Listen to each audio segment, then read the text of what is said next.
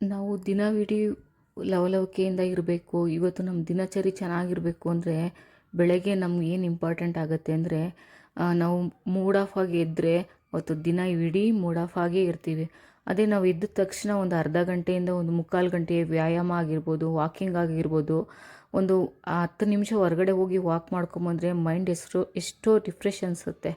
ಮತ್ತು ಅಲ್ಲಿಂದ ಬಂದು ಒಂದು ಒಳ್ಳೆಯ ಆಹಾರ ಪದ್ಧತಿನ ರೂಢಿ ಮಾಡಿಕೊಂಡ್ರೆ ಅವತ್ತು ದಿನ ನಮ್ಮ ನಿಜವಾಗ್ಲೂ ಲವಲವಿಕೆಯಿಂದ ಇರ್ಬೋದು. ಇದು ನಾನು ನಿಜವಾಗ್ಲೂ ಕಂಡುಕೊಂಡಿರೋ ಪರಿಹಾರ ಅಂತಲೇ ಹೇಳ್ಬೋದು. ನಾವು ಬೆಳಗ್ಗೆ ಎದ್ದ ತಕ್ಷಣ ಮೂಡ್ ಆಫ್ ಆಗಿದ್ದರೆ ಅವತ್ತು ದಿನ ಪೂರ್ತಿ ಮೂಡ್ ಆಫ್ ಆಗಿ ಇರ್ತೀವಿ.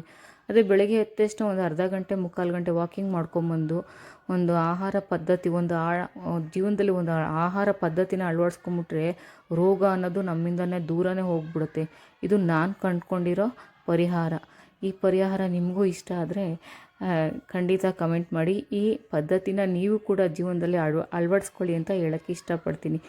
ನೆಕ್ಸ್ಟ್ ವಿಡಿಯೋದಲ್ಲಿ ಸಿಗ್ತೀನಿ. Thank you so much. ಹೀಗೆ ನನ್ನ ವಿಡಿಯೋಗೆ ಸಪೋರ್ಟ್ ಮಾಡ್ತಾಯಿರಿ. Thank you.